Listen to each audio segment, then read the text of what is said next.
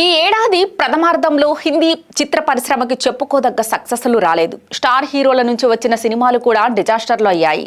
చిన్న సినిమాలు positive talk సొంతం చేసుకున్నా కూడా భారీ కలెక్షన్ ని రాబట్టలేదు. అయితే ద్వితీయార్థంలో కల్కి 2898 AD సినిమాతో హిందీ పరిశ్రమకి కొంత ఊరట లభించింది. హిందీ డబ్బింగ్ మూవీగా రిలీజ్ అయిన ఈ సినిమా ఏకంగా 293 కోట్ల కలెక్షన్ ని నార్త్ ఇండియాలో వసూలు చేసింది.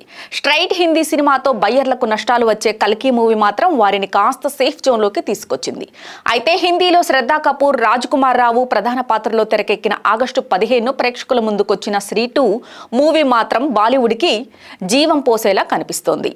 గత ఏడాది బాలీవుడ్ బాక్స్ ఆఫీస్ని షారూఖ్ ఖాన్ తన పఠాన్, జవాన్, డంకీ సినిమాలతో కాస్త సేవ్ చేశాడు. ఈ ఏడాది శ్రీ 2 మూవీ హిందీ పరిశ్రమకి ఊపిరిపోసింది. ఈ సినిమా సూపర్ టాక్ సొంతం చేసుకుని భారీ కలెక్షన్లతో దూసుకుపోతోంది.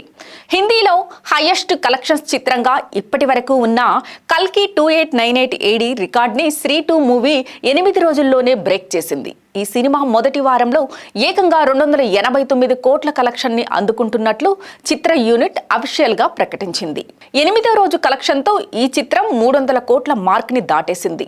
శని, ఆదివారాలతో పాటు సోమవారం కృష్ణాష్టమి ఫెస్టివల్ కూడా నెక్స్ట్ శ్రీ 2 మూవీకి కలిసొచ్చే అవకాశం ఉంది. ఈ నేపథ్యంలో శ్రీ 2 మూవీ 500 నుంచి 600 కోట్ల వరకు కలెక్షన్ ని లాంగ్ రన్ లో అందుకునే ఛాన్స్ ఉందని ట్రేడ్ పండితులు చెబుతున్నారు.